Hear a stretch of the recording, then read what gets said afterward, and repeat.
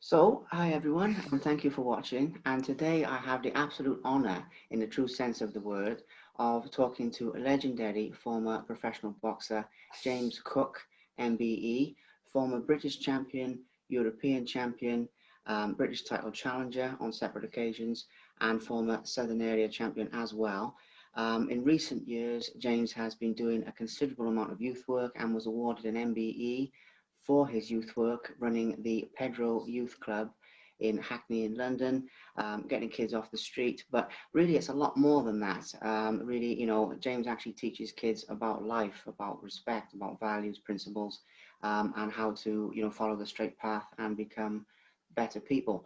Today we're going to be having a chat about James' life, his career, and one other thing for our viewers, keep an eye out for James's book called Guardian of the Streets. It's available on Amazon, it's available on eBay, Book Depository, any bookshop. And if you get a copy, any of the proceeds go to the youth club. So that's a little bit of information for our viewers. But like I said to you just now, by the way, I'm very grateful for you. Obviously, on the reverse side, making the time to talk to me, champ. It's a real honor, Yeah, you know. thanks, man. Yeah. So that's the introduction. I should have said two-time British champion, shouldn't I? But there we are. I But you should have know what, said. Lim? You make up for it. You said 7 year champion. A lot of people didn't realize I was 7 year champion as Oh, well. okay. Being a pro was my first title. Yes, And the yes. book being written by a lady from Welsh, Melanie Lloyd. So it's all good. Melanie Lloyd. Okay. Yeah, book by Melanie Lloyd, and it's two-time British champion. So forgive me for that. But no, Southern Area champion. Yeah, absolutely. I mean, that's a great achievement in itself, a very coveted title, and we'll get to that shortly. What, Lim?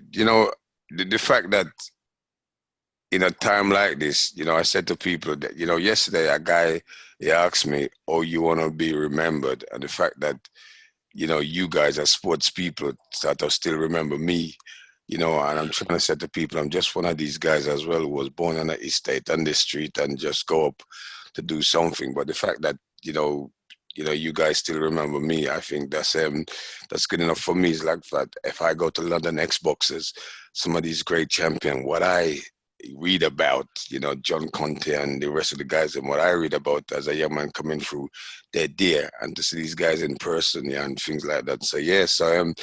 I'm sort of grateful still. Yeah, I mean, that's I say you guys reading. I had a message from Glenn McCarry, brother, the other day. Yeah, I mean, champ, when you come back, when he come back to London, he's got to visit. Yeah, I mean, so yeah, it's like that. You know what I mean? Yeah, I'm sort of grateful still you guys out there still remember me, mate. You know what I mean? So yeah, it's all good, mate. Yeah. Oh, that's good. Well, yeah, we do. We do. I mean, it's one of those things where I mean, gratitude is always good, but yeah, I mean, people talk about you with a lot of respect in the boxing scene at all levels to this day, honestly, and obviously, especially for the youth work, but also Mm, for your fights. yeah. So it's sort of both sides of it, you Yeah. know. I'm very grateful on the reverse. Mm, I'm very grateful to be talking to obviously such a legend of the sport mm, as yourself as well. Going back in time a little bit mm. now to the well, really the very beginning. Obviously, you were born and raised in Jamaica until I believe until the age of 9, Yeah. and then you came over here. I'd imagine that was a little bit of a culture shock at the time. But in your own words, I mean, what was the experience actually like coming to the UK Well, as a child? what, Lim, to be honest, my mom and dad left me when I was about one in Jamaica. And that time, obviously, people was coming to London to try and make a better life. So I Mm, didn't really know mom, till she really come back from me at the age of 9. And then, when around in Jamaica, all I was hearing about London, England is cold. It's raining, it's snowing. So obviously my mind wasn't in that this is just a story coming back from my mom to my granny and stuff like that. So when my mom come for me, I see my granny and this lady come and I said to mom, my granny, who's that lady? Mom says, oh, that's your mom. She come to take you to London. And I said, hell no.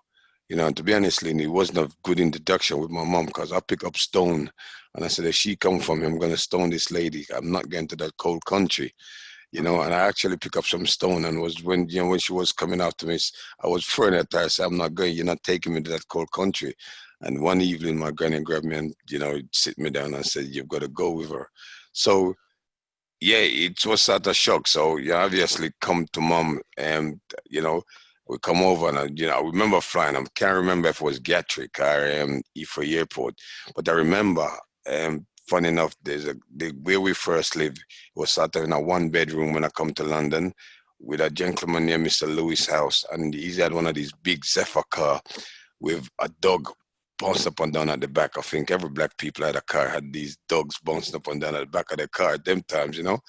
And you know, so on my way from the airport coming to the house, I'm looking around, you know, and the first thing in my head, I'm going to starve. Because in Jamaica, you know, we're always climbing trees, picking fruits, picking stuff to eat off the trees. And, you know, me coming into driving, I'm thinking, damn, there's no trees, there's nothing to climb, you know, and that was the first thing in my head. So that was the first culture shock, you know. You know, when you come, I'm saying to my parents, where the trees, where do we get fruits, you know, where we go climbing, you know, where's all the Neesberry tree, mango tree, where's all this stuff? And it's like they look at me and like they're just laughing their head off because, you know, there was nothing around to climb, you know what I mean? So that was the first shock, you know? Yeah, that's amazing. It's amazing to hear it like that because there's things that you don't think of. Gosh, okay. And obviously, yeah, and obviously the cold though. I mean, because you mentioned that. I mean, how did you adapt to that? I know that's a funny question, but I'm just curious. No, Tim, I think everywhere I go, I was running, you know? Okay. Yeah, everywhere I go, I was running. So, you know, I would never probably stand up for 10 minutes. If I had to stand up for 10 minutes, it must be in school. You know, when you go to school, standing up, you know, you're probably moving around. That's how cold it was in the 70s, Yeah. so, but I used to be running back and forward, running back and forward. So I never really feel cold. And then them times there, your parents used to have what we call perfinita. You know, you have to go down the road and you have to buy the perfume, you know, which was around the corner. They have to put it in, and then, you know, when they light it, I was one of the first, you know, close as possible that eater. You know, my parents used to be telling me, mind it don't burn you, mind it don't burn you. That's how cold it was for me. So my hands, my whole body used to be like getting around this perfume eater. And when we had to turn it off at certain time to go bed, man, I think I was sleeping in everything. I mean, I was sleeping in my clothes. I was extra clothes. Yeah, I mean, I was sleeping in everything, you know. But yeah, and that's the way I really adopt by, you know, probably doing sport, you know, getting tough by doing sport, you know. Yeah, that helps as well. Now you mentioned obviously the running there, and I know that one of the things you said is you love to run and things. Mm. But in the beginnings of boxing and you know when it first started for you when you were an amateur, I mean basically how did you first get into it? Well, How did you? be honest, mate, I first really got into it was a friend of mine. Um, well, I got into it first, you know, used to mess about in a little gym in Peckham. But or really get into that. When was you in not Peckham Estate? A friend of mine saying to me, Jim, there's a boxing club closing down. And I've just did Jim Redrill was my trainer. You know, he said he's looking for people to make sure the gym don't close. So at that time, there's about 15, 20 of us, you know, went down to the gym, you know, and probably roughly around the age of 10, you know, 10, 10, you know, and 10 and a half, 11, you know, but yeah, about 10. We went into the gym and, you know, that night we get around. I was just playing about, and my era was Muhammad Ali. I mean, I just love this man, you know, I mean, I love Yeah. this man, what he do, the way he is, you know, just the way he speak. And when he speak, there's always a smile at the end of what he does. So just hear his voice alone will, you know, make me be 6 foot tall. I love this man. I went inside the gym and I just started to hit the bags and jump around. And in my head, I'm saying to myself, I'm Muhammad Ali and everybody else is Joe Fraser, you know. And, you know, so when I see sort of the local paper, you know, a picture of me at that time and my name in the local paper, I kind of think, I kind of like this sport. Yeah, I mean, let's just start from there. So I used to go there regular. So inside the playground now, every time we have a break, I used to punch in my friend and said, "Yeah, Joe Fraser, I'm Muhammad Ali."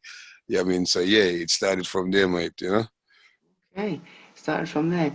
Now I know that obviously and again it's one other thing I've come across that Muhammad Ali is obviously a big inspiration to you and someone you respect very much. So he was really sort of a big influence then at that Yeah, time, you know. abs- absolutely. You know, he's You know, I think at them times that you had Muhammad Ali, you have the West Indies cricket team. Yeah. Yeah, I mean, who really never lose a game them time. Then you have Muhammad Ali, but cricket. I just say cricket. I love cricket. Even though I was professional, I used to play cricket for a team in Peckham named Sabina. My manager used to go crazy because after Sunday, I used to go play cricket. So he used to think, "Boy, you playing cricket," and he used to think, you're getting hit by the ball and stuff. But cricket is basically what I grew up with in Jamaica before boxing. So cricket was deep down, in part of me. Okay. And then I played for the primary school, cricket for the primary school. Then I went and played cricket for the secondary school. But to be honest, though I had all that, I thought rugby might be it, because I played rugby for my secondary school very well. So I thought if any sport I was going to take up is probably athletics or rugby. But like I say, but nobody, I never see my name in the paper doing any of those, so boxing. So we stick to boxing. Yeah. Okay. That makes sense. I didn't know you played cricket. Actually, I Yeah, didn't. yeah, I play cricket. Yeah. Yeah. I bowl very well. Yeah. Yeah. Good stuff. So all round sporting talent then. Around sport. Yeah. And Yeah. and that's the part about it, Lim. There was always, when I was growing up, there was always something to do. Mm, If there was four of us on the street, two of us would go somewhere and two would follow. And that's what missing from this generation. mm, There is girls brigade, boy scout, this, that. You understand me? There's so many things to do. So the kids them would drag up. But now people are saying the next generation, there's things to do. But kids, you bring all these posh gym around and you want people to be members. They're not comfortable, going in the posh gym. And if they're trouble kids, you got to remember you need hardened youth worker or good youth worker who can speak to these kids and try and guide them. And that's it, mate. mm. And as we mentioned, we go back to Muhammad Ali. I remember, as a boxing man, you probably remember when Muhammad Ali fought Joe Frazier. Oh You yeah, absolutely. I was sitting on the stairs listening to it on the radio, at 4 o'clock, 5 o'clock in the morning, and then Muhammad Ali lost him, and I was so upset. And as a black parent, my dad wake up. My dad hear me crying. Actually, hear me crying on the stairs. I was thinking, I can't believe it. He lost. I mean, he couldn't lose in my eyes. And then my dad get up and he said, "What's the matter?" And I said, "Dad, I can't believe it. Muhammad Ali lost." And being a black parents, my dad get up, walk down the stairs towards the toilet, and he looked back on me and he says, "We all have to lose sometime."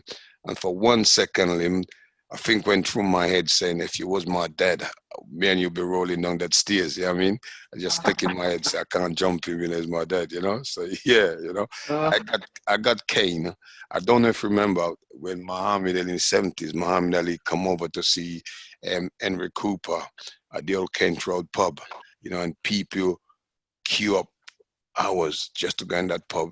I think I was one of these young men who queue up. I got caned from school actually because they used to cane you in the 70s. I got caned. I must have spent 4 hours in that queue just to go in the Henry Cooper pub to see this great man. And all life is. That's why they said you can never be never. I was one of the man, last person to start to run the Henry Cooper and the Thomas the Beckett yeah. pubs, the most two, four famous gyms in London. So yeah, things. That's why you never say never, mate. Never say never. Yeah, 100%. I agree with that. So I'm with Mohammed then. I mean, did you meet him at any point? At Yeah, any country? I met him. Like I said, I queue up for 4 hours. Oh, so you did get to see him? Yeah, I Yeah. did Okay. get Yeah. to see him. Yeah, Yeah. I Yeah. did get Yeah. to see him Ah, good. inside the Good. pub. Yeah, I mean, a few hours. I took my punishment the next day. It was no problem because it was Muhammad Ali. It was worth it. Yeah, it was worth it. Oh, that's amazing. That must be incredible to meet the greatest of all Ah, time. mate, You know. listen, nothing. Like I said, I keep telling people I divorced my wife from Muhammad Ali. People look at me. This man, I thought this man was, when you're young and you see somebody like Muhammad Ali and you see no matter what this man do, this man can't do no wrong. But this man have a way about him as a sportsman. Like I said, he wasn't like nobody else. I mean, all sports guys today, when they look at you, they actually want to kill you. You understand me? Muhammad Ali say things, there was a smile, and he make everybody else laugh. And I think, that's how sport people should be. I mean, we don't. I mean, we look on. We say what we had to say, but it's supposed to be a banter, you know. Hally say what he had to say, and then everybody will laugh because he turn around, there's a joke, and he'll smile. I mean, I just think he was fantastic, you know. Yeah, yeah. I do love that when, the top athletes make time for people, in the sense that, they've got time for their fans, they've got respect for people and all that. So, and Muhammad Ali always had that. He was always happy, he was always joking, which is one of the things I loved. Absolutely. He was sort of enjoying the process. He Mm, wasn't really sort of putting himself under massive pressure or whatever. yeah, He was yeah. enjoying the build-ups. And he always had fun. Absolutely, and that's what make him so probably I say so smart because everybody else put themselves under pressure, Mm, you know. And this man here, he's so relaxed. Yeah, I mean, it's like, I remember when you remember when he was going to fight George Foreman, mm, and everybody in his corner was sort of shaking. I mean, thinking, God, Ali going to get killed, and Ali turn around and say, well, it's only George Foreman. I mean, where you can have that sort of relaxedness about you in a sport like boxing, because I know, been there myself, you be sitting down a week before the fight, things be running through your head. You know what I mean? How are you going to win the fight? What if this goes wrong? What to do? So to have that composure at any time at all, I mean, I just feel he's just great, you know? yeah, absolutely, absolutely. There's another thing there, though, chap. That's very interesting that you said is something that really interests me is the mental side of obviously preparing for fights. Mm, Because I know the physical and mental preparation they're mm. important the same. I was going to ask you this later on, but we as soon as we're talking about it on the run up to two fights, I mean mentally, what would sort of go through your mind like on fight week and on the days leading up to it or any But, amount of time? mate, to be honest, you train for a period of time, and sometimes, like I said, been around boxing, you get, being a pro, or being a professional boxing, and you got to say, I give anybody the ultimate respect in the world once they can get in the ring. You're talking about one-on-one with somebody who probably want to take your head off, So, being approached to the fight, and you're training for weeks and months the last couple of weeks, even if you're not thinking about the fight for the first couple of months, the last couple of weeks come into your head. And the last couple of weeks now, if you're not, say, strong enough or mentally fit enough up here, your mind and your body, you probably could say lose the fight. You just lose a fight because now you started to think about what if this goes wrong? What if that happened? What would you do? What would you do? I mean, things like that. And sometimes it happens so quick that you ain't even thinking about it. So as for me, leading up to a fight, I'd make sure I do all my work, and the week before fight, I must admit, I will run the fight through my head. I will run things because in my times, really, there wasn't a lot of tape and stuff to watch out fighters. I mean, somebody say you're boxing somebody said, okay, you train for them, and that was it. And so the last week, you start to run things through your head, and you've got to be pretty much strong enough anyway for that because just all the hard work is done. You know, so the night before or couple of nights before to sleep, for me not to sleep and run it through my head no more. I used to lie down there, go to bed early, put a pillow over my head, and just close my eyes, mate, and just sleep. I mean, just to, I've done all the work anyway. So in my mind now, if I'm gonna lose a fight, you're either gonna get lucky, but you're not gonna beat me in fitness, or anything like that. So you're gonna knock me out, beat me early, but the longer I go, in my mind, I'm gonna get you, and that's the way I've always fought. Yeah, absolutely. And another thing with that though that I think is quite interesting is you were very dedicated. I mean that goes without saying, but you never seem to have trouble, at least in the research that I've done, you never seem to have trouble making weight or anything like that. You were I, always on I, point. I'll be honest, mate. For me, I think I was sort of lucky. I don't know, probably lucky. I disciplined myself. I wasn't. I've never had no problem with the weight. I was arguing with my manager when he says go up to super middleweight. I mean, there's me at 6'2", and everybody else was going to me. When I fight Sammy Story, I kind of waiting with my tracksuit. Trying to get as close as possible the weight as possible. I think I was sort of discipline on that front. I never sort of overeat. Even when people supposed to have break, I was always doing the gym. I was always doing something. I mean, because I know I'd never let myself go. I mean, I'd never want to be more than half a stone. or half a pound above my weight in any time, any matter. So I wasn't one of these guys who's a massive heater, say heat and drive away. I was more like if I was a stone heavy before any fight, I think I'd go crazy. You know what I mean? But I've always make sure I stay half a stone, no problem. I could get rid of this when I really about the training. So yeah, I was disciplined in the fight that, I've always want to stay as close as possible to my weights, and that's what take me through, mate. Yeah, it makes sense. It makes sense. So one of the other things is that with your amateur career, one of the things is I know obviously you had some good success as an amateur, you won London vests and different things. One of the things that I picked up on that I didn't actually know until researching this was that you broke your hand several times as an Yeah. amateur, which was actually surprised me a little bit, um, only because I hadn't heard it before. But how did you cope with that? I mean, did it cause you many problems or? Well, no. Well, I tell you what. I was telling somebody yesterday when I told the BBC side come, this lady come and she take a picture of my hands and things. And yesterday the guy was looking at my hands and said, "Oh, massive they are." You know what I mean, and the thing was, I must admit, when sometimes when you're amateur, and you just want to do things because we used to box without gloves on, without well, not even, yeah, run around the playground without gloves on, things and start to punch people. I remember um, the first time it happened, I was fighting a guy named no. Well, I'll tell you exactly what happened. I was fighting a guy at Yoko Bethnal Green, and I turned around and we queued up to see the doctor. And I queue up and there's this guy behind me and he touched me on the shoulder and I kind of turned around and looked down on him because he was a bit smaller than me. And I says, yes. I says, who you fighting? So I said, I don't know. So I said, who you fighting? So I said, Jimmy Cook. So he said to me, he didn't know who I was. So I said, if he think he's going to beat me tonight, he make a sad mistake. I straight in my head, I thought, I'm going to run across the ring. I'm just going to hit him in the head with my right hand. And when he went to the ring first, and I could remember this was Yoko Bethnal Green. And when I walk out, it's like he was shook. He was looking at me. And as you know, my right hand, is one of my best punch. And so soon as the bell ring, I went across, hit him with a jab, and I hit him with the right hand. But I heard when the right hand sort of click, them times that you had to bandage your own hand Yeah. yourself, you're in the dressing room, just put them on yourself. I think I just did not, do the bandage properly in the sense of, so I broke my right hand. So when it finished, call the ref stopped the fight. So when I went outside, you know, Yoko Bethnal Green, there's a pub across the road. When I'm finished, I'm in sort of bandage. I go outside, I see this kid drinking a bottle of Guinness. So I go home to my dad and I said to my dad, from now on, I want Guinness, you know, and, and that was that story. And the second time I broke it was actually again inside them fighting a guy inside the Southeast Division near Oris Thomas, I think his name was. And there was these guys that was from Catford Boys Club.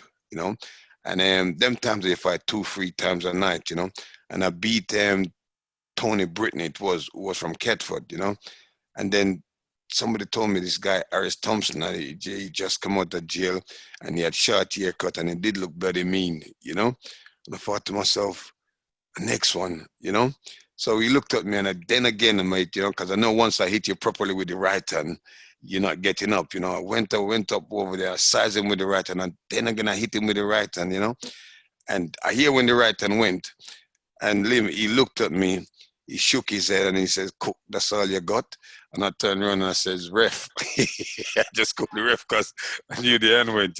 So from then on, it's always, from that, it was always protection, trying to do it up properly. But, sometimes they say you pay for what you get. I spent 9 years as a pro, and I must admit, sometimes when I'm wrapping the hand, sometimes the hand's giving me trouble. Sometimes it's hurting me and stuff like that. But I wrap it and stuff like that. And I'll go to doctor, even with my other managers, and doctor look at me and they says, it's all right. And Liam, I joined Mickey Duff, and yeah, I show Mickey Duff my hand, and Mickey Duff sent me to Harley Street. And I thought I heard, you heard about this Harley Street is one of the most famous street in London and stuff like that. And when he said you're going to Harley Street, I thought, who the hell gonna pay for Early Street? I may have to sell my house, my home, my rent. I can't pay to go in on Early Street. Doctors, you know. But Mickey Dove said, don't worry about that. You know, he sent me down there. And when I went in, the guy just looked at my hand, you know, and he just says, because there's a little dip in my hand, you know. He says, listen, just pad it up and try and keep it level. And Lim, from pad it up, try and keep it level. No problem, mate. All good, you know. Oh, that's So good. the Early Street did work, you know. Oh, that's good. That's good. Yeah, it's amazing. It's amazing that you came through that. I mean, I've heard of a few fighters who've had that problem, like Joe Kawasaki used to have problems with his Mm. hands and things like that. But a lot of times it can stop people. So I was just curious as to how you You, overcame. yeah, you But know what, Lim, what I've done, to be honest, like, you know when you have a break and something happen, you don't want it to do again, yeah, you know. And you know at them time there, we all our favorite things used to be watching kung fu, you know, and we used to sit down and watch Bruce Lee and all these guys doing press up on their hand and stuff like that. So as a fighter, I used to take that to the gym, you know, when I'm doing my work, trying to press up on my fingers, you know, to try and straighten the arms. You understand me? So it's out of the Chinese method you use, or watching the kung fu, seeing all these guys press up on their hands. So to me, that's all strengthen the bone. I mean, sit down there in my chair. We've got a little thing where you can press together, you know, like a steel bar. So I'll be sitting down there watching TV. I mean, I'll be pressing the steel bar together. I mean, just to strengthen the hands. I mean, I'll be doing, say, sort of one hand press up. So just because it break, you know, I'll be working extra hard on it to, I mean, to just to straighten it up, mate. You know, and that's kept me going, you know, to be honest, you know. makes sense. It makes sense. So okay, so going pro then is another one. I mean, when you made the decision to turn pro, what actually influenced that decision at the Lim, time? Um, honest, mate, I didn't know nothing. I tell you what influence, I didn't know you could get paid for boxing, to be honest. I got beat twice in the London final by a guy named Jenny Graham from St. Pancras, you know, Yoko Bethnal Green, you know, London finals. And, you know, so, you know, where we're about the second phrase, once you be in the London final, you almost reach Wembley to get through the final. One more fight, and you know you go fight for Wembley to, you know, to win you know. So I got beat by Jenny Graham again, and I thought I'm a very good judge of boxing in the sense of thought, okay, you beat me last year, you know, you're not gonna beat me this year, you know. So I work extra hard, and when the result come again, it was Jenny Graham. They lift his arm. And my trainer looked at me, he says, "Well, if you're gonna be cheated, you might as well get paid for it." And I looked at him and I said, "Well, you can get paid? You can actually get paid for boxing?" He says, "Yeah, yeah, yeah. You can go pro, but I can't go with you." I mean, and because this man now, I was very lucky in the sense, Slim, as a pro, as a trainer, you know, as a professional, he was a pro fighter. Them time that they was running the schools, so obviously he was teaching me twist and the turning and stuff like that, you know, things like that. So when I decided to go pro now, I went with Billy Winter. Billy Winter, there's a guy named Al Hamilton used to write for the Voice newspaper. And he says to me, there's a guy in Hackney, because I didn't know nothing about manager and stuff like that. I mean, all I know are some of these fighters I've seen, you know. So I said to him, he's not a top manager, is he? Because I want to get to these top guys. And I think the only way to beat these guys at the top is to go with a smaller manager and you'll get there. But mm, now, if you tell me that now, Lim, at 61, I say, hell no, we're going to top managers first, you know? And that was my own idea. I mean, so I went with Billy Winter. I spent 3 years with Billy Winter, you know? That's where I won my first title as a pro. Then sometime in life, like I said, the experience is good, you know. And Billy was sort of dropping out, so I was inside the gym sparring with John the Beast Mugabe and a couple of things like that. I mean, and Darky Smith was over there, and Darky Smith had plenty fighters, you know. So I signed a contract with Darky Smith. But the funny thing, then, while we was inside the changing room, after John Conte sing his song and come out of the shower, we went in, you know, because, you know, John Conte at the time was the biggest name inside the gym, you know. So after John, we went in because there wasn't a one show and everybody got a cue for the show and it wasn't bloody hot in the sense, you know. So we opened, John used to sing a couple of songs, but we was just praying that he sing one song and come out of the shower for we to get a bit of hot water, you know. And so when we was in the changing room, the guys them said to me, "James, did you sign with Darky Smith?" So I said, "Yeah." Darky Smith had about 10 fighters training. So they all 10 of them men laughed. They said, "Nah, he's not our manager. He's just our trainer. And I thought, what? You know what I mean, mate? So that was a shock to me, and I thought he's got all these fighters, but he wasn't, he wasn't their manager. You know what I mean? He was a trainer. So anyway, it was good for the experience. So we had him, and then I remember um, we had a couple of fights, abroad, and we had a couple of fights abroad, and it happened. And there was one time there was I don't know if you remember a fighter named Tama Yusuvita. Yeah, I remember Yeah, him. I remember. Tama Yusuvita went fighting me in Finland, mate. It was so cold. After 10 rounds, he beat me on points. All the people them saying to me, "Oh, Cook is the weather," you know. And I think at that time, Tama Yusuvita wasn't going to pay the money what Darky Smith told me anyway. And somebody told me inside the gym, said, "James, how much you getting for the fight?" So I says, well, £1,000, you know. He said to me, £1,000. I said to me, you're getting more than that. I said, what? He said, yeah. So inside the couple of days before the fight, I said to Darky Smith, I'm not going. He says, why you not going? I says, I need more money. So he says, what? I said, this is what they pay. I said, nah. He says, how much more you need? I says, £500 more, you know? So he said, no, it's not going to happen, Liam. And he make up so much noise. He went away, he come back, he phoned me evening. He says, yes, the promoter said, okay, they'll give £500. So he phoned me again. I says, I'm not going. He says, what do you mean you're not going? I says, I need more money. Liam, he went mad. He went crazy. He says, what the promoter ain't going to do? Liam, somebody already told me that he's getting £3,000. You know what I mean? And, so I said, nah, I'm not going. I need more money. So I said, how much more you need? I said, I need an extra £500. So that bring it up to about 2 grand now. You know what I mean? So the day of the fight, he phoned me, he said, you ready to go to the airport? I said, I'm not going. He says, what? And he started to go crazy. So I said, nah, I need more money. You know what I mean? And he went mad. He says, everything is booked already. I said, nah, I'm not going. So therefore now he's been forced to give me some money. Yeah, I mean, which he wasn't happy about, but and this is my experience with fight with trainers, managers. I said to people, fighters is the most, they're so kind. They're the most honest people in the world as a fighter. You're the manager, trainer. If you said to a fighter, look, could you lend me some money after a fight? Fighter will probably give it to you.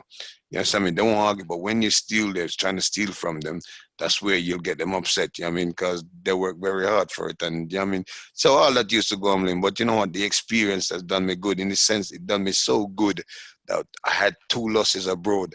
So when I come back, I actually now at the age of about 22, I'm moving to Hackney from Peckham. That's why I say running is good, because I used to run from Peckham to Hackney, which is about 10 miles, work in Kenmore Green. So I used to run back and forward. And I find running to me was pretty simple. So when I'm inside the gym and I hear fighters said they don't like running, it's amazing. I thought to myself, it's amazing. And I used to be pretty good at running. And so, we used to run from because so when I come to Hackney now, I start to read about this guy named Michael Watson. He's good looking, he's a good fighter. I thought to myself, one of the worst things is to tell a fighter the next fighter is better looking than them. And this was in the Hackney paper. Michael Watson is a good looking guy, can fight, he's tough. So lost in 2-3 fight abroad, and Mickey Duff now make the fight for me and Michael Watson. But Lim, to be honest, the experience of me going abroad toughened me up, giving that toughness to beat Michael Watson, and that's why I beat Michael Watson and bring me straight back into the picture. So like I said, sometimes things don't work out, but it worked the other way. So yeah, that was good for me in a sense, because he was unbeaten, he was tough, he was a good fighter. So beating him, yeah, bring me straight back in. Yeah. That's amazing. And obviously you were the first man to beat him as well. Mm. Now, obviously, when you did beat him, I mean, what actually went through your mind when you got the victory Well, in that fight? to be honest, when I got the victory, you know, I actually think I said to myself, well, when I pick up the Hackney Gazette now, they probably will write a better looking man that beat Michael Watson. But that was me. There is one thing growing up and reading the press and reading about sports star and people. Growing up now and start to read about myself inside the paper. To be honest, Lim, if they say something good, I will smile, and if they say something negative, I will still smile. I mean, I wasn't a person to be raving and making up noise and say what they say, because you know what? To me, they're sports writer. They write what they think.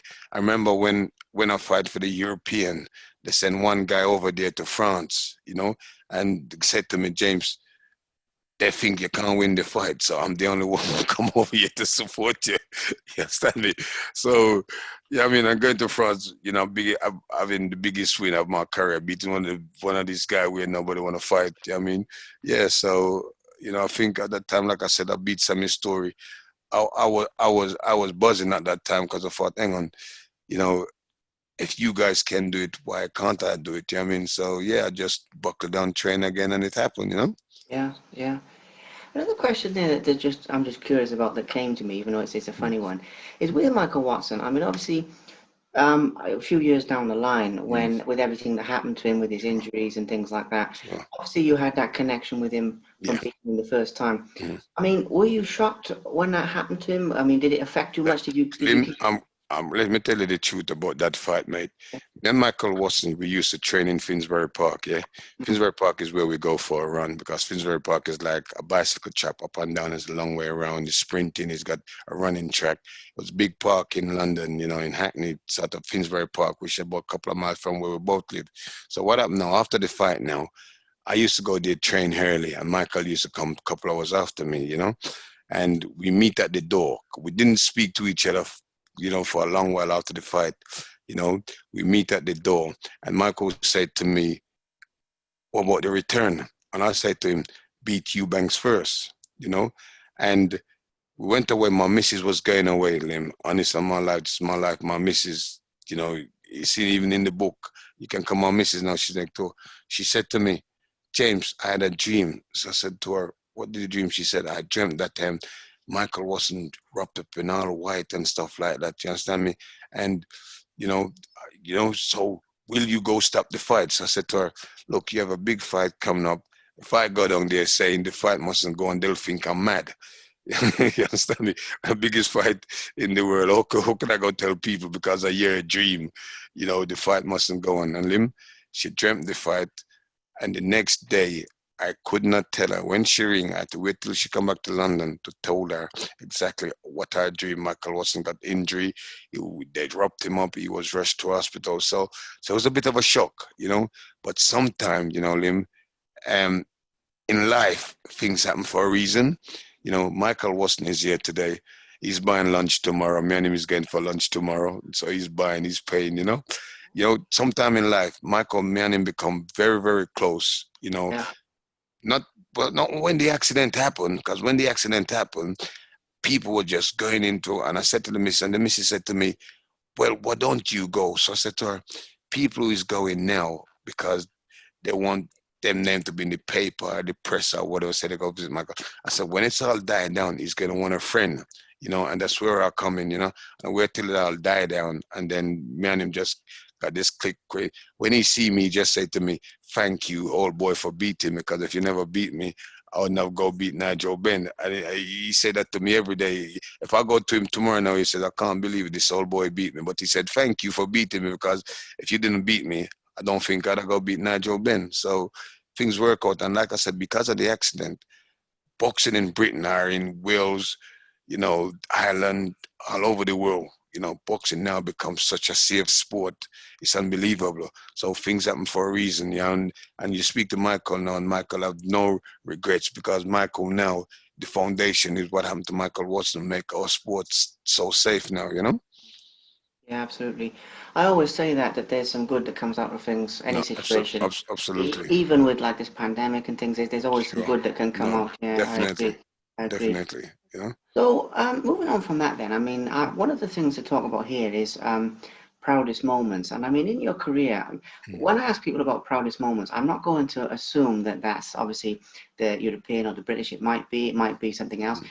In looking back on your career now, what moment, what achievement are you personally the most proud of? Lim, Looking you know back, what? I'm gonna be honest. We'll come on to the box in a minute. I think my proudest moment was my daughter. You know, my yeah, proudest moment was my daughter born. I was about 22, and I was going on the road, and I was looking at my friend and they're saying, you were speaking, and they'll be saying to me, "You've got kid, you know." things like that. And I think I wanted a kid so bad. You understand me? That when my wife, I was thinking, how come everybody better get kid, and I'm living with a lady and I can't get kid? You know what I mean? But I don't think I did have time. So when my daughter was born, Liam, it was my proudest moment in my life. You understand me? My daughter, I am Lisa. I was very proud of her. I had a whole car I named Samantha. So her middle name is Samantha, named after my car.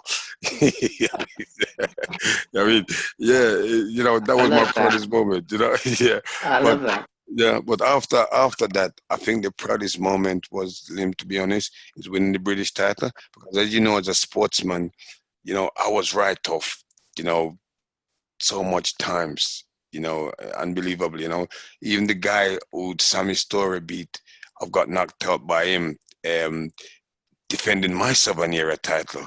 I'm thinking this guy can't beat me. And I remember, Lim, was when we had a great referee named Harry Gibbs. Yeah, I defended 7 year title in Birmingham against a guy named Tony Burke.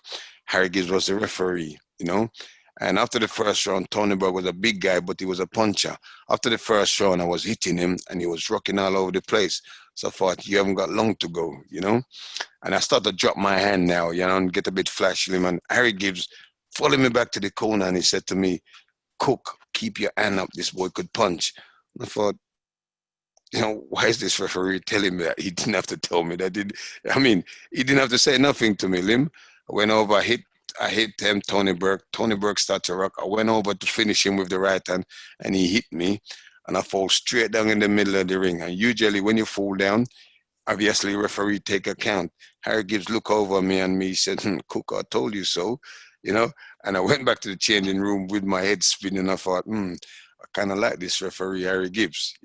So from then on, I was writing off. You understand me, mate? So yeah, it was, it was great because Harry Gibbs was a no-nonsense referee, so he didn't have to give me no advice or tell me anything. You know what I mean? So yeah, so that was a lousy night again for me.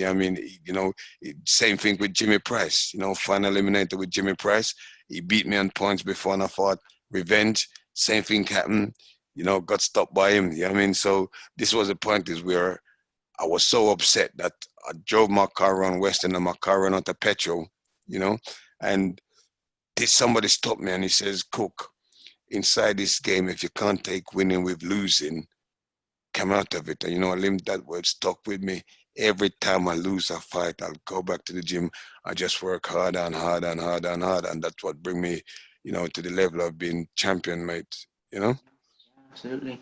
It's amazing, and that makes me think of something else that again I had to ask later on, but I'll ask you now is obviously there have been changes in boxing, and one of the quite a few of them at different levels. One of the ones that interests me here is obviously you were taking tough fights, you win some, you lose some, Mm, and mm, you became champion. yeah. These days you've got different mentality, you've got people staying undefeated for so many fights and things like that, which isn't always a bad thing, but it Mm, can be. I mean, you've got changes like that, but I mean that opens up like a bigger thing of different changes you've seen. Because when I was researching this, you were saying mm, about ticket sales and in one of your interviews as well, mm. which I thought was really interesting that fighters today obviously selling their own tickets and that's a change.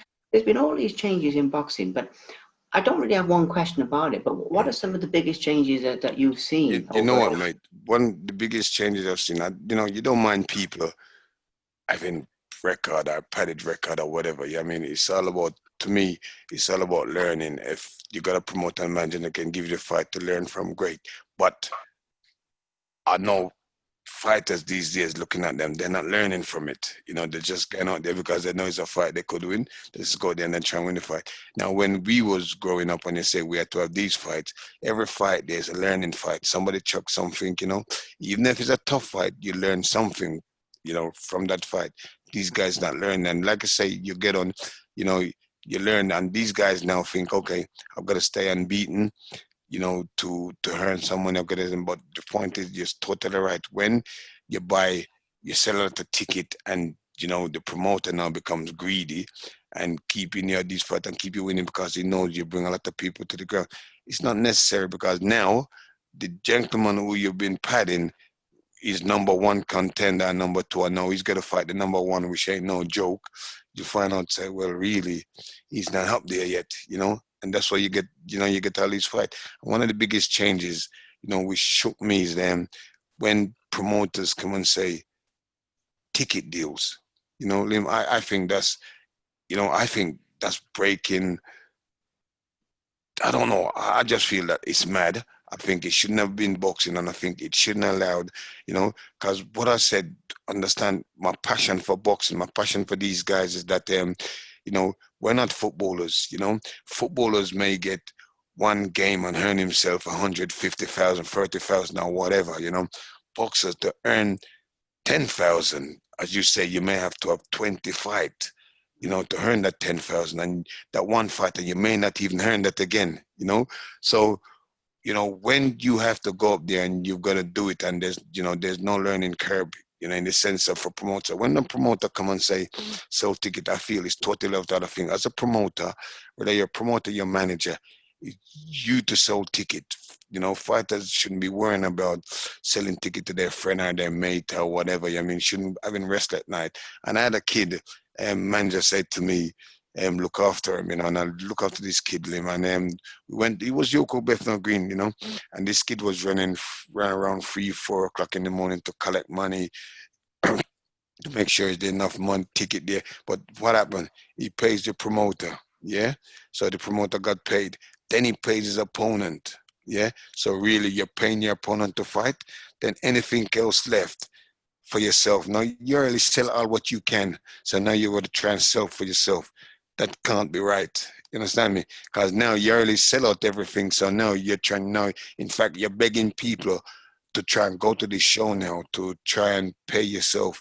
Can't be right, and I don't think that's right, because like I said, you've done the most thing already. You sell £800 of ticket for your promoter, you paid him, then your opponent, you pay for your opponent, and now you're gonna have to pay yourself. You may not sell no more ticket, and that's exactly what I'm saying. This guy, when after the fight, he must have got about £100, £200 leave. Then look at me, then he have to pay me 25%. I mean 10% or whatever. I couldn't even take 10% from him. Because I think, hang on, it's hard enough, going in there and trying to fight, but on top of that, you've got to run around. And I said, I'm so grateful that in my time, I didn't really have to sell ticket. Fight was made. You had to take the fight, or you don't take them, and it was made, you're getting paid. And I think that's exactly what should happen now. I don't think fighters are supposed to run around and worrying about selling tickets. I just think it just bring the sport of boxing down, and that's why everything is sort of overtaking boxing now, because I think it's gone to that level. Yeah, yeah. Yeah, I was curious as your thoughts on that, because obviously, like when we were talking before, even though I've worked with like some big names, I've been very lucky. I work with a lot of the small hall shows and different things, Mm, and the guys mm, starting out, and you see all this going on with the mm, ticket sale. And I was sure. curious as to your thoughts, because it's a lot of pressure on them, No, and it's an interesting thing, because I know in your day, obviously it was a guaranteed mm, purse, it was a that's guaranteed right. payment, and That's right. it's a different mentality now. But Absolutely, and yeah. that's what I think, mate. They, they have to, you know, if boxing need to carry on at any good level, you have to go back to where fight. Obviously, fighters gonna make names, so people will automatically buy ticket anyway and do things. You know what I mean? But the set of fighter, you've got to make sure you go out and sell these tickets. And this is what happened, because even if a fighter gonna be good, you take that away from them, because they're worrying about, listen, how many people come into the show? Can I sell enough to pay myself? You understand me? And Lim, to be quite honest, mate, I think the sport's so hard that we shouldn't be selling tickets. You understand me, mate? People will either buy ticket from your name or not. Or the promoter should make sure your wages is there. I think it's too tough for, as you mentioned, you run and fight through your head. Then you're worrying about whether the person's going to pay you £20 for a ticket or whatever. You understand me? So I think it's tough, and I think it shouldn't be allowed, to be honest. Mm. Yeah, well, it's interesting to hear your perspective on it, obviously, across the different eras, and Yeah. it's interesting. But okay, so moving on from that, there's only a couple of other boxing stuff, because I do want to get to obviously all the youth work, but I could talk all day about it, mine. But obviously, winning the European is one that needs to be mentioned. And bearing in mind now, this was the EBU European before you had, for everyone watching, before you had the WBO and the IBF and all that, all the other belts. So winning the European title, incredible achievement, especially considering obviously earlier in your career, you had many tough fights, you had some losses, you had obviously a real rough patch of a few years where there was a number of losses, and you came through all of that to become champion of Europe. Now, I mean, again, your thoughts on the fight. I mean, I don't really have one question about it, but just what was the Well, experience like of to, fighting? to be honest, Lim, you know, when the fight was made, I was supposed to fight, and this is what I'm saying. I was supposed to fight in somebody else. You know, I wasn't Okay, supposed to fight in Frank Perry Willis-Stein. Because, you know, as a fighter, you know, every week, you know, you pick up the boxing news, you're reading about a fighter. You know, I'm reading about Frank Perry Willis-Stein knocking out people every week, you know what I mean? And I thought to myself, anyway, that's one guy I won't meet because he's abroad. I won't meet him, you know. He's not in my country, so I don't need to worry about him, you know what I mean? So, you know, and this is me still learning boxing, you understand me? So when the fight was made, it wasn't his name, but it was somebody in his camp, you know. And then really, I think it was probably a day before the fight. My man just says, "You're not fighting wherever you're supposed to fight. You're fighting Perry." Then when I dig down in his record, I actually look at my trainer. I said, "Damn, I'm gonna get killed."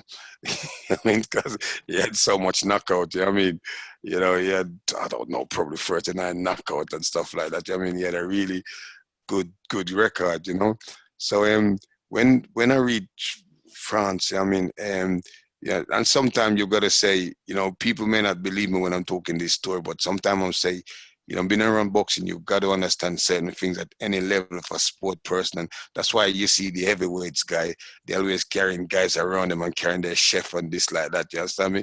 Because they probably need to protect themselves. You know what I mean, mate? And when I went over there, a referee, a guy come to me and he says to me, don't eat the food inside the hotel around the corner. So I said, what do you mean don't eat the food? I'm hungry, man. I want to eat. He said, no, don't eat the food. I think me and my trainer went round, never eat the food. We went into a little backstreet restaurant and eat some food, you know. But my manager, he wasn't very happy. I think he had the runs all day. You understand me?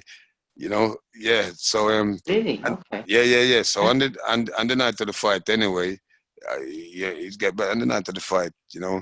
Um, you know, fight going and things like that. You know, so Frank Perry Williamstein knocked me down in 9 rounds. You know, but like I said, if you don't stop me.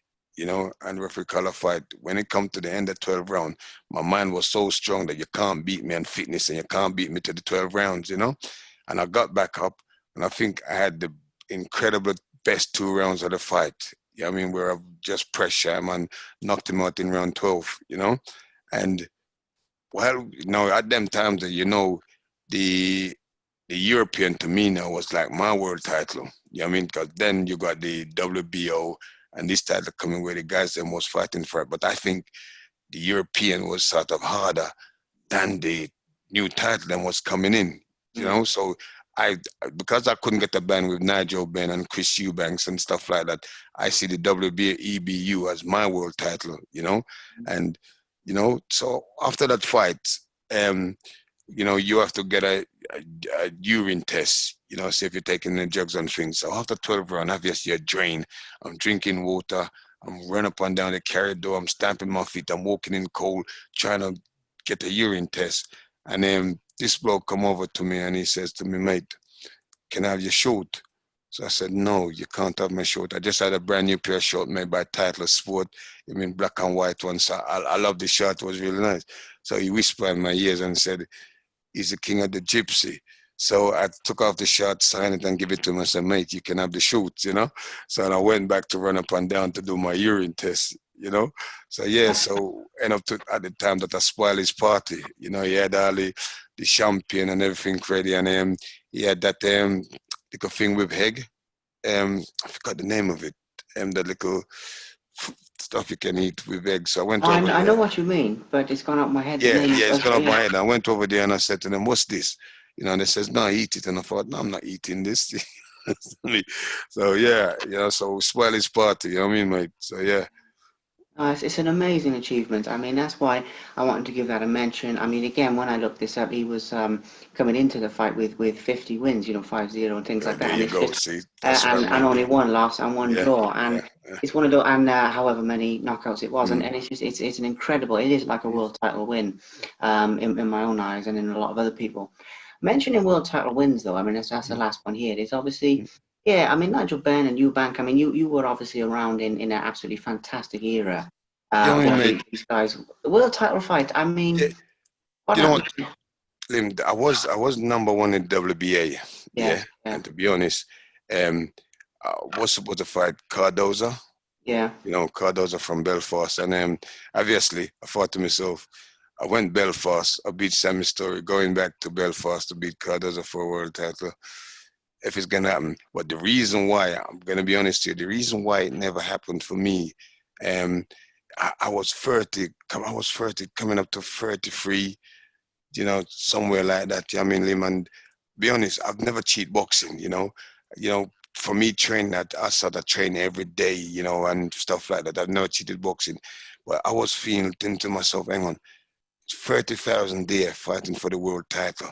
If I beat him, then it's like a couple of defense, and then I'd earn more money.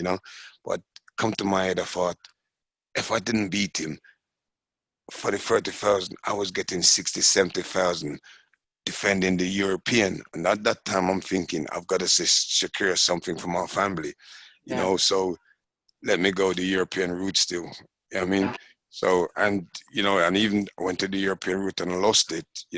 To me, if I did lose the world title, it'd be 30,000. I got 40,000 more than, yeah. more than I'd get. So, yeah, I was thinking about family, securing something for my family then. And even though um, I was calling Nigel Ben and these guys are chicken to fight me. I went to a press conference, Lim. As you say, I was number one in WBA. And I went to a press conference and there was a box of chicken on the floor. And the bloke said to me, Cook, you gotta take up one of these chicken and call Nigel Ben a chicken. And I looked at him for, I'm not touching these chicken, man. I said, you're crazy. I ain't touching this box of chicken. The chicken is raw. He said, no, pick up the chicken and call Nigel Ben a chicken. And they all started to laugh. Lim, and the box of chicken, there was plastic chicken. Oh, And when I realized it was plastic, I picked up the plastic chicken, holding it, biting the chicken, calling Nigel Ben a chicken, hope that I get a fight with him. But obviously, it never happened. yeah. But then, at the end of the day, if you secured things up for your family and it went a different way, then that's what counts. I mean, that's what counts. Have you seen much of Ben or Eubank or any of those guys in the I've years seen since? Chris Eubanks now and then, I've seen Chris Eubanks about, but like I said, Michael, I'm with Michael almost every day. We speak on the phone at night. He become worse than my wife now, Michael. You know what I mean? We sort of speak every day. You Yeah. know, he already ring me about 4 times already. I've not answered him yet. So, tomorrow we've got a dinner date. He's paying for it. But yeah, Chris now and then, Nigel, only when his son is boxing, when you know probably will see him when everything is back to normal. You know what I mean, mate? Yeah, for sure. But obviously with boxing now, things is all over the place, I so know, I we're know. not sure what's gonna happen now, what's going on. You know what I mean? But yeah, um, hopefully Michael is celebrating you know, so much years that the accident happened, and hopefully we're trying to get everybody together. You know what I mean? So That'd hopefully, be nice. if all go well, That'd be nice. we get everybody together, mate. Yeah, that'd be good. That'd be good. You know. He's an amazing inspirational person, You know Michael what, is, you know. I call him my hero. When I introduce him to anybody, I told people he's my hero, because you know what? Sort of been through what he's been through and nobody expect him to be here today. The fact that he's here today, he's speaking and we sit down and we can run jokes and stuff like that. And every day he probably say to me, I can't believe you beat me. I said, yeah, you was too flash, so I had to beat you up. You know what I mean? So we can run them jokes, which is brilliant, mate. Absolutely.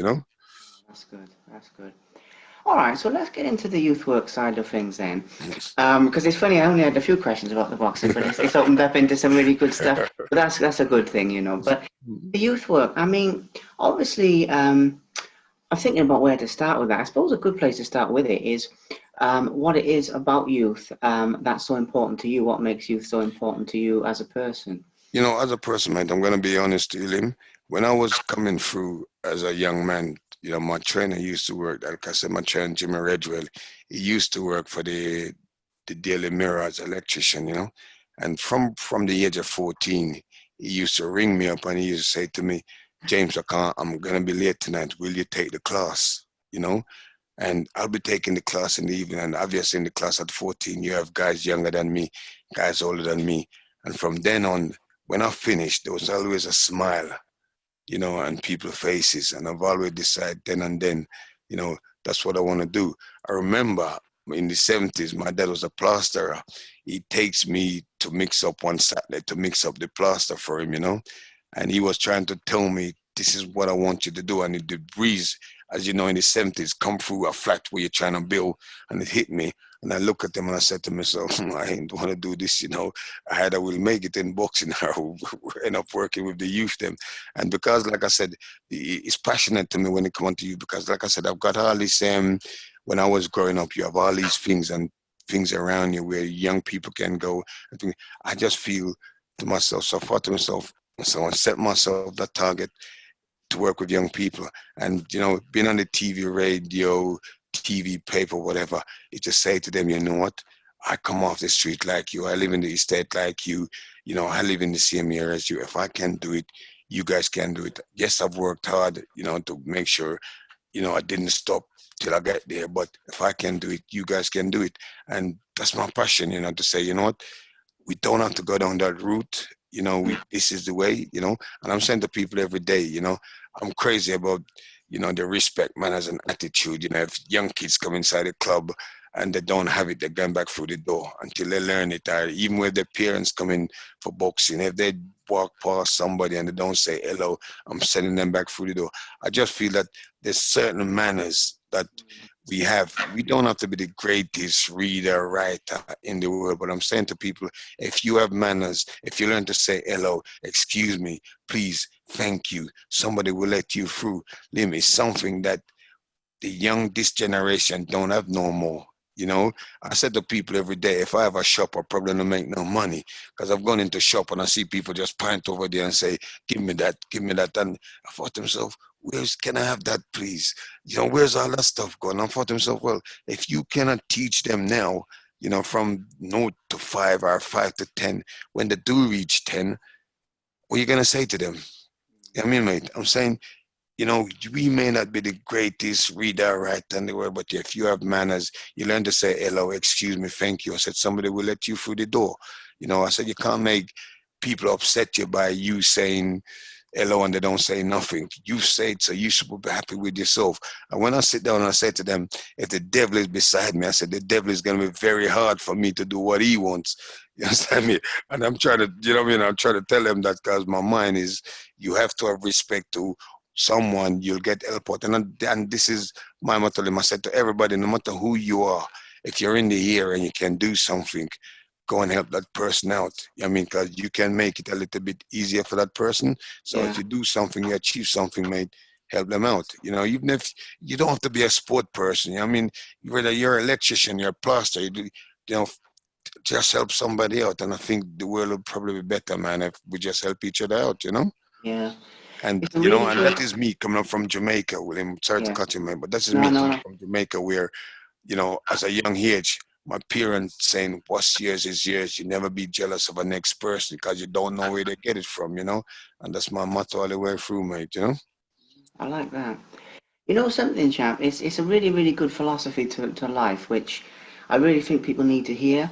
And it's one of those things where, yeah, you don't see that, and it's a funny thing in my sort of generation, or our sort of generation now, where there's a lot of other types of pressures in terms of like social media and some of the educational stuff, and there's different things, and yet some of these simple things have almost sort of fallen by the wayside, and some of the complicated things are still, No, you know what I mean? yeah, It's no, like, no, definitely. You're absolutely right, mate. Because, you know, as you said, social media, you know, is a big thing out there. You know, social media is, you know, if I speaking to a young person now and I said to them, listen, that person was killed by social media, you know, because social media take over people's life. You understand me? But at the end of the day, you know, you're totally right. It's a different generation, a different thing, computer things taking over. But them to me, you can't, no matter what social media out there, you can't replace manners and Absolutely. respect Absolutely. with, we've been on social media, things Absolutely. like that. You understand me, mate? You're a human being, and you say to the next human, excuse me, hello, thank you.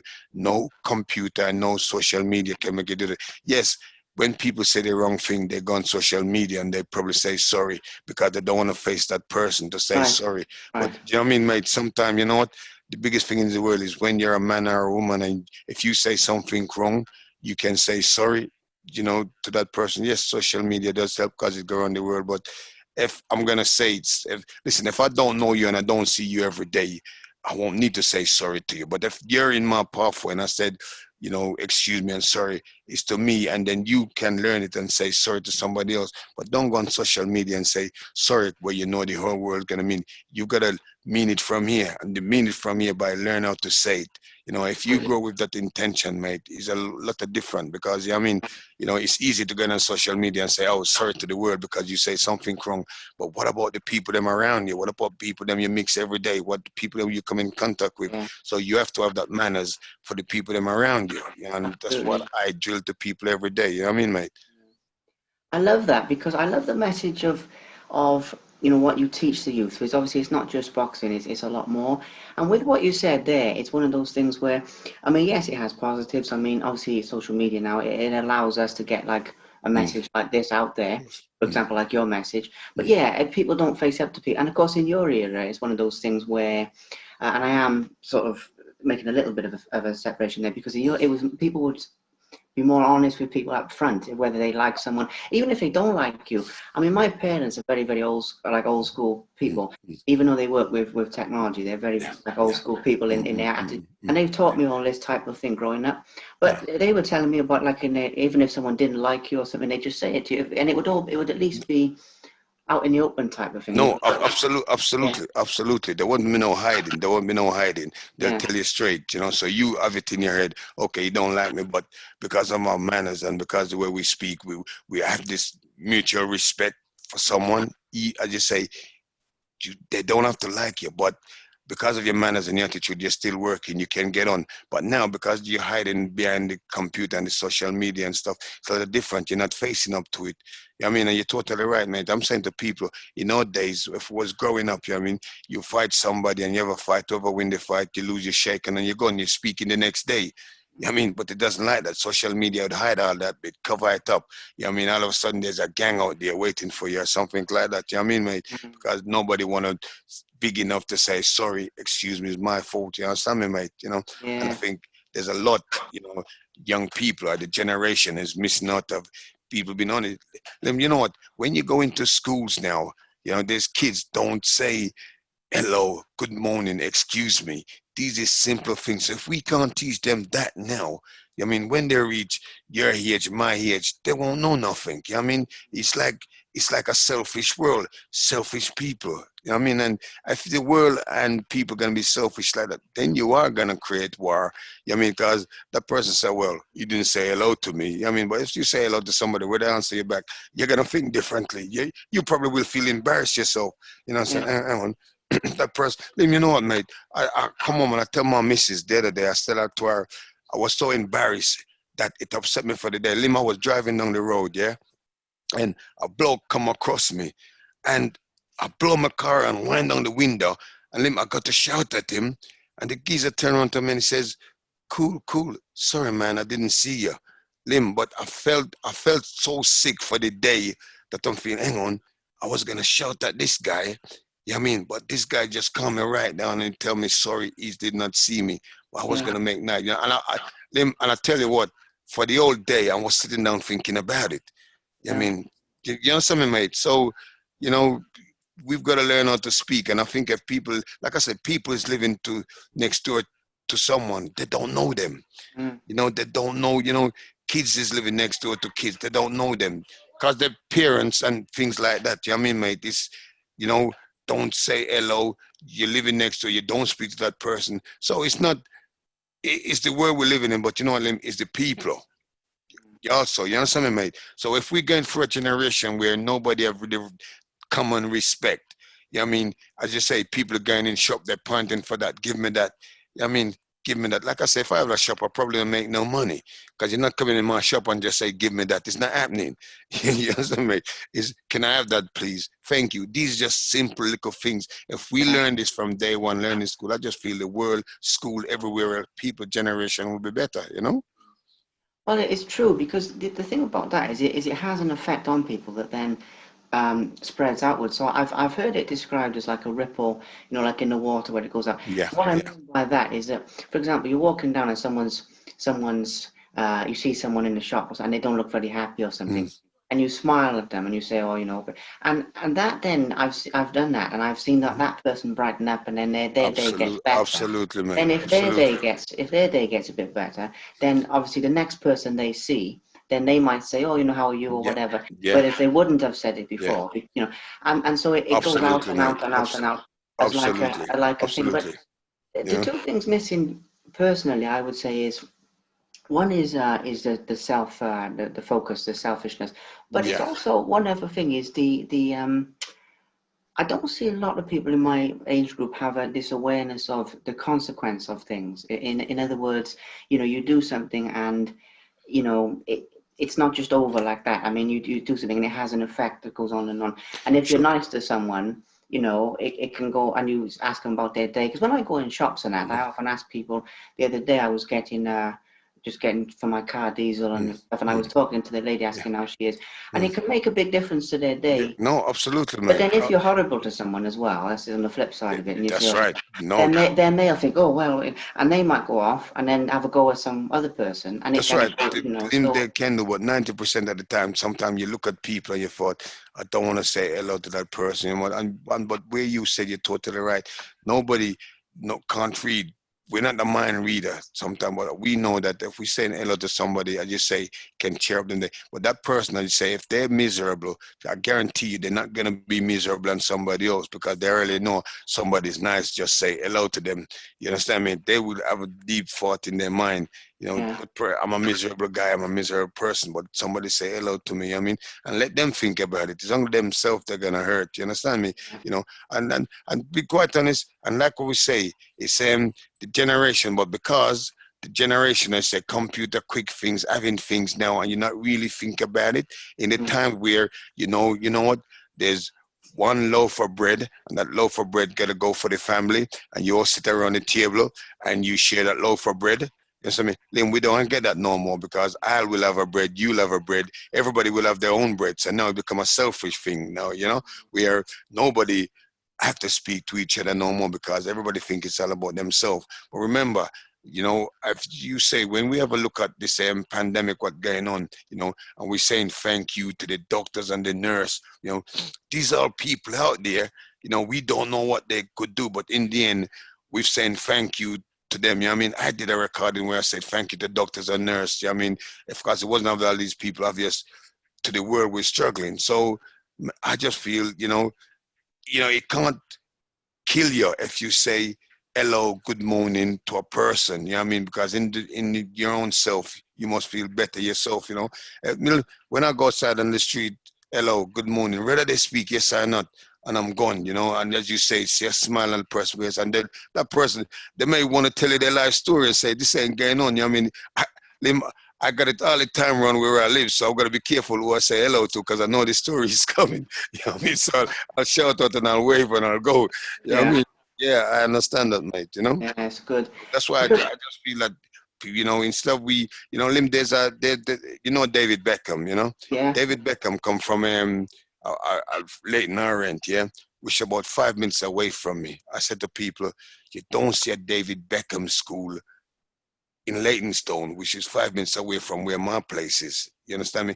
I said, if you just said David Beckham gone to America and his friend, not knocking David Beckham, but you come from an area where if your name was there on this football pitch, you've got a lot of kids coming, at the David Beckham school or whatever. To me, that's how you can help your generation. Don't take, money or whatever money you earn. To me, don't run off, stay, do something will help out. And to me, this will probably not have the problem in the world, mate. A lot of people may think it's nonsense, but to me, you know, we've got one life. We're all human beings, so we learn to love and respect each other and go through, you know. Mm. And this is why we're boxing Lim coming. You know, to me, I said to people, you know what? I don't know what happened if I wasn't boxing, because from day one, boxing had taught me the discipline, the respect. It taught me how to love people. You know, Lim, to be honest, people said to me, you never get any racism. I said, yeah, of course I get racism. I tell them that great story, Lim. When I was 30, when I was age 30, me and a bloke was going up Elton Castle, and we was doing wheelie to each other, and then pull up beside the light. He turned around to me, says to me, you black bastard, you know. And I look at him and I said, mate, I'm 30 years of age. If I don't know I'm black, something wrong. And I think it shook him. When the light said go, people was blowing him to go. You know what I mean? For that few seconds, he was standing there looking at me, nodding his head, couldn't even give me a reply. You know what I mean? So if it wasn't because of boxing, teach me the discipline. I said boxing, my coach then was white. My manager was white as amateurs. You know what I mean? And this was in the 60s, 70s. You understand me, mate? I don't know if you heard a play, well, near probably by you, Ilfacombe, Devon. You know, when I Yeah. went to Ilfacombe, Devon in the 70s, one of my coach was a policeman from Devon Police Force. He took me inside the shop. He said to me, James, go inside the shop. And I went inside the shop, him on the shop, everybody stand still. And suddenly everybody inside the shop stand still, look at me, you know?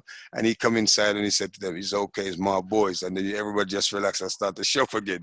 I mean, mate, these to me is great things. You understand me? Is, you know, because I didn't realize what goes on in the world or what's happening in the world, but the growing up on people is showing you things is good way of educating you. And that's why I said we don't have to be going out shouting things. Whether people like it, we just have to learn to have respect for each other and then go through. It's a simple, mate, you know? Yeah, for sure, for sure. It makes a lot of sense. I love the philosophy. It's one of those things where one of the things you said in an interview I saw that I really um, moved me was I was something along the lines of basically, you know, you do enough, you help enough other people, you do enough good for other people, and it'll come back to you. And you were talking about the gym, and you were saying it's part of the reason that the gym's still going is Yeah. people come back and help, and that really, you know, really had a profound effect on me because You know, it's a powerful message. You know, it's a yeah, very powerful message. mate, let me be quite honest, and I think it was something when I was growing up. I can't remember what it was, but it's something what was told to me by my granny, and Lim, to be honest, mate, and it makes sense because, like I said, you know, the gym. Sometimes the gym, I'm struggling inside the gym, and people will come in there offer their help. Somebody will give me some money. Money come through the door somewhere. You understand me? So, and I think if I was this other person, you know, and they hear about Pedro Gym is a horrible gym, I don't think you'd get that. But because they know the good, well, I can say, honestly say, not because I run it, but everybody goes to Pedro Club, come out smiling. It's like a family place. It's in the middle of sort of free estate. You know what I mean? And you try and get everybody together, and people actually coming from outside, coming to it just to have a good time, just to have a laugh, just to sit down and chill Yeah, out. You understand me? And I think that's the way it should be also, mate. yeah, yeah. So there's only a couple more questions now anyway. I've got two more, I think, or you know, but one of the ones that I'm sort of curious to know is obviously the MBE itself. I mean, obviously you met the Queen, and that must have been an incredible experience. But I mean, in your own words, I mean, first of all, when you first got the MBE and or when you first received, so obviously they send a letter and things like that. What was your reaction, and Well, also what was it like to meet the Queen? Well, let me tell you, let me tell you a story, Lim, about that. When I was growing up, yeah, and I was going to school, yeah, we used to go around the playground and swear to God, said to ourselves, we're never gonna meet the Queen. This is one person we're not gonna meet because we think to meet the Queen you have to be rich, big, and powerful. So in my head from day one, I wasn't gonna meet the Queen anyway. You understand me, mate? Yeah, It's only certain special people meet the Queen. And Lim, when the letter come through the door, you know, I put it in the bin. You know, I yell him, I put the letter really, in the put bin. it Yeah, I in. swear to God, I asked my missus, my brother, I put the letter inside the bin, and I thought somebody's having a laugh. Somebody's actually playing a joke on me. Um, so my brother phoned me up, you know. My Yeah. brother says, bro, you got the MBEs. I said, what are you talking about? I said, somebody sent a letter through the door, say, I'm your servant. Somebody put it in the bin.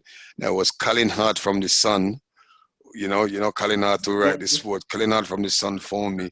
Then the boxing board phoned me, and I look at my missus and I said, could be true. And I went back in the bin and searched for this letter. I pick out this letter and then I start to brush off this letter and say, oh, it could be true then. You know what I mean, mate? But you know what I mean?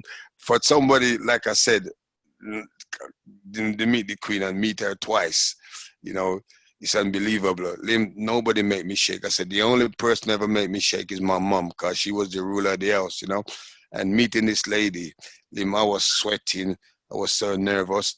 And she asked me a couple of questions. And I said, please, mom, don't ask me no more because I was dripping with sweat. And reversed out. I just think, it was a beautiful day. And, it was a beautiful day to meet the lady who ran half of the world, most of our country and things like that, not to meet her. I still can't, think about it when people come in, they say, you meet the queen? I say, yeah, I was telling her about my string vest. You know what I mean, mate? So, yeah, so, it was great, meeting her, mate, to be honest, Incredible. It's absolutely incredible. And it's really good to be recognized in that sense for everything that you've achieved. And I know that's an obvious thing, but not just in the boxing, but all of the young people that you've helped. It's really, really good to get that recognition. And I don't mean in any type of ego type way or anything like that. I'm talking, purely about like the getting your message out there and showing, and also showing people what's possible in life, because people see that and people see what you've done and they think, I can do something like that. And because of everything you've sort of overcome.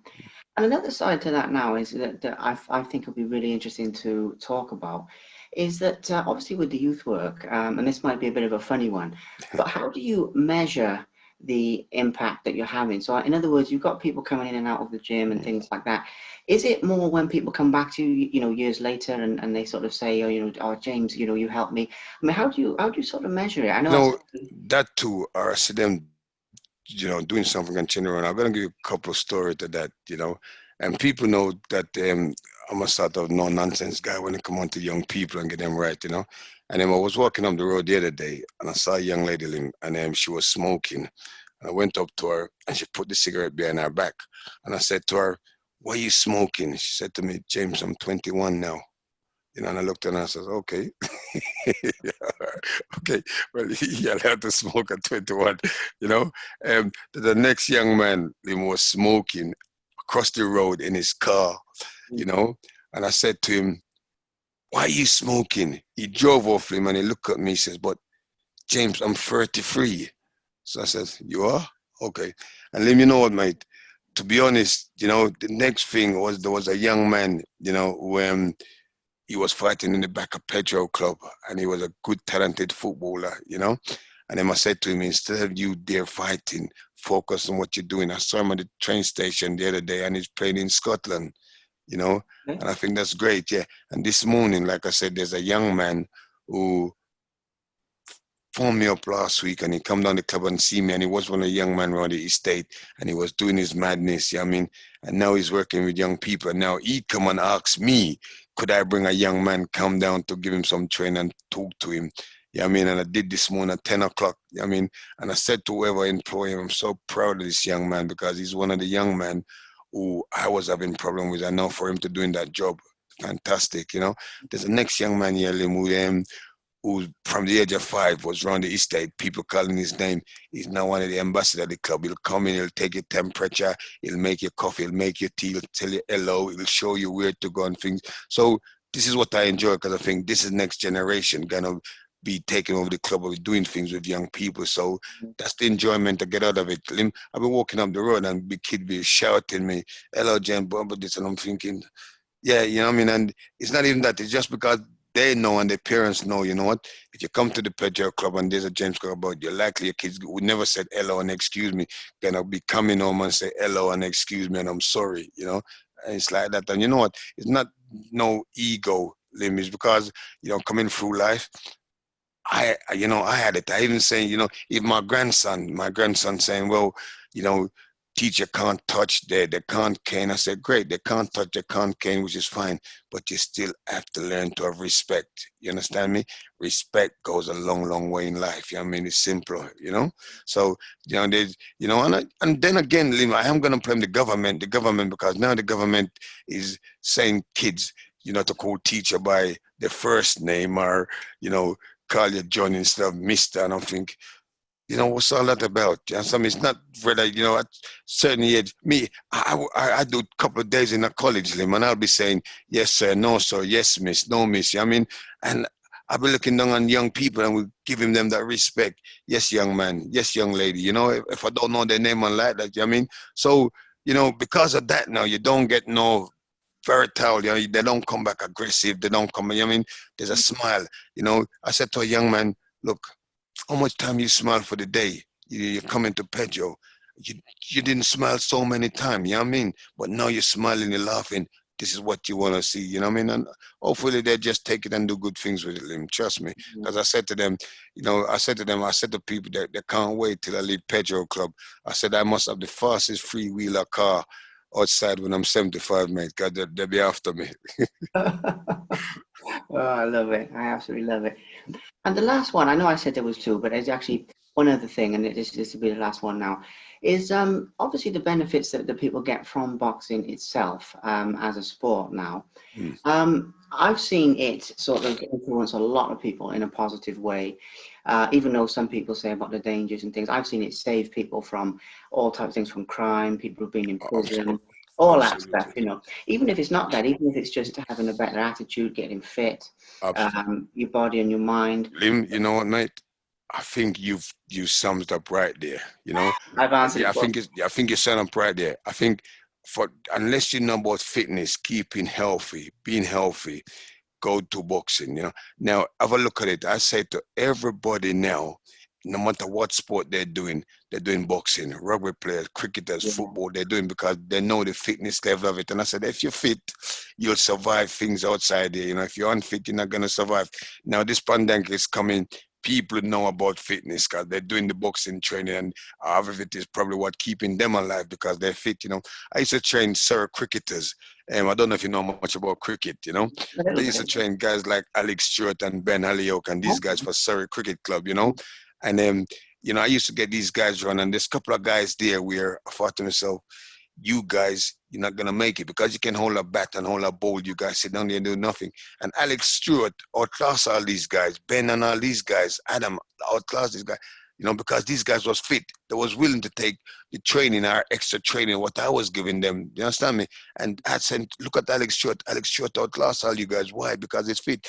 Ben, boxing is not about you know, people getting injured and people feeling hurt. I say if you ever go into a boxing gym, you don't have to go into the gym, but going into a boxing routine, and you don't forget the amount of stuff where we try and fit in 3 minutes, you know, Mm, and how unfit. If you go in a sport, go inside a boxing gym, and you do all these things, then you'll know what fitness is, you know. mm. And to me, the greatest thing what keeping me alive, you know what I mean, and keeping me looking like if I'm 25 still, is because of boxing, Very you know what I mean. true. I said to people, you know, when I come in, if I didn't do boxing, I probably would the most miserable person in the world.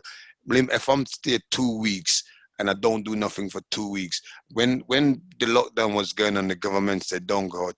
I was in here, Lim, and I thought to myself, I was doing press up on the stairs. I was doing the exercise here with the family and stuff like that. You know, when I actually go outside and I see people queuing up, I mean, and people is struggling, I thought to myself, really, if these people was doing a bit of exercise and things, I mean, it'd be great. You know, I've got people over there at 70 who's coming over there now, and I'm stretching them out. I'm doing exercise, and they're feeling great. This is stuff that they actually never do in their life. You understand me? Mm. And I'm saying the biggest thing now is what the government tell you about is being healthy. You know what I Mm. mean? And I said, if you want to be healthy, check out the boxing routine. Oh yeah, it's the best fitness there is. I mean, Oh, absolutely, I mean, people absolutely. think they're fit until they try a bit of boxing. Absolutely, Yeah, mate. absolutely. Absolutely. You know. Yeah, it's You best know, I fitness. had a young man there this morning, Liam, one I told you about, who, you know, somebody bring him down to me. And I says, I'm going to test you. And I says, we're going to go for 150 sit up. you know, and we did them in 25 burstling. And I got to 150, and I looked at him, and he got to 150, and I said, you know what, we're going for 200, you know what? And then I did it 200 and do it, and he smiled. You know what I mean? And I said, yeah, the only man, young man who give me competition this morning when he come on to sit up, you know him? And that's what you want to see. And I said to him, I said to this young man, now you know where your talent is, you know? Instead of going out there smoking, making trouble, being on tag for your parents to bring you here, you got your mother with you, got your worker with you, your talent could be somewhere like in this field. You don't have to box, but teach somebody else training and, you know, and it's all good, mate, believe, you know? People use their potential for the full, yeah. Absolutely, I love it. absolutely. Well, I'll tell you something, champ. I mean, that's everything really that I had in mind to sort of talk about with you. I mean, because in fact we've covered more. I mean, what's been really good about it is we've covered more than what I was planning. And Yeah. I love that because there's some things that we've talked about that I didn't plan on talking about, and you've answered some questions without me asking them even. And that's brilliant. That's fantastic. I mean, there's been so much good stuff for everyone who watches this and listens to it. And it's one of those things where one of the things I'm going to ask you now, though, is Mm. for anyone watching and listening and anything like that in time, have you got anything specific that you want to say to them? I mean, before we wrap it up, is there anything you're holding on to at all, or No, anything that? the only thing I'm holding on to, Lim, was to tell the government to go out there and release more funds for the youth club, for the young people in the area, instead of just building flats and houses and put no ball games on the door or the flats where they build. You need to build infrastructure for young people. If you said young people is the next generation, you know, they could be the next Dr. Lion things. You need to give them space. You need to give them their own places, mate. Mm. Simple as that, mate. Well, they are the future. I mean, they are our future. Absolutely, So, absolutely. um, which is another thing that you've said. Obviously, Yes. again, it goes on in that Mm. generational way, Yeah, and what absolutely. you pass on to the youth Yeah. now will be, they pass on to their children, No, they'll pass definitely. on to their children, and Absolutely. it's one of those things where I mean this in the nicest way, but even after you're gone, it'll Mm. still be passing on and on No, down definitely, mate. down the line, Definitely, and things like definitely, that, and definitely. And it's as you say, if what people must understand, what my father said to me when I was growing up, he says, "We all not going to live forever." You mm, understand me? And this is why I'm saying to everybody, I said, if there's 100 footballers, this is why I said to footballers, my brother free son, they professional football. But I'm mm, saying to them, you need a second trade because not every one of you gonna make it in football. I went up to Fulham the other day and I teach what teaching Fulham mhm, young people in my lesson, stuff. And I'm saying to them, you need a second job whether you like it yes or not, because everybody want to play football and everybody want to be this big superstar. But I said, listen, that's even worse than boxing, because in boxing may have 15, 20% they want to reach the top. I said in football you have 100, you have 200. Everybody want to do the next superstar, but out of the 100, there's only one of you gonna make it. Yeah, I mean, two of you are gonna make it, so you need to have a second thing, and it's a try to get that to them, because you know what, Lim? People mind is weak. If they don't achieve their goal, as whether they want to play a footballer, they want to be a boxer, they want to be a rugby player, and they don't achieve that, they easily break down because their own mind is on it. And what I say to people, listen, whether you like it yes or not, whether you believe in God up there, is the man might say, you know what, this may not be you know, but this what you do. I mean, not everybody want to learn to read and write and can read and write, but your talent is probably fixing a car, your talent is painting, your talent, is rubbing down that car, your talent is, doing sort of things. So we must understand we all got our own stuff where we're great at, and it's just to find it and keep at it, mate, and that's how we keep going.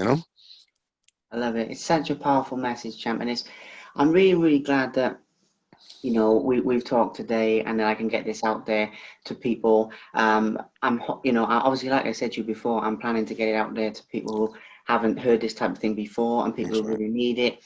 I can show it to people in my area and all types of stuff and all around. But it's a really really powerful thing, and the work that you're doing. For starters, I mean, you really touched my heart just talking to you like this. Really, really, I mean that. Thanks, man. But on another level, when it gets out there to other people, it'll have the same effect. And keep up the fantastic work that you're doing, Thanks, champ. I mate. mean, Yeah. don't stop for anything. But Thanks, man. and like I said, I mean, I'm super grateful for you talking to me today. It's been a real honor. It's been a No real. problem, man. I'm super grateful you got in touch with me. Although I was very, very busy, you got me, so it's all good. Yeah, same. But no, but thank you very much. Thank you very much for watching. Please subscribe to the Simply Inspired YouTube channel, and there'll be more videos coming soon.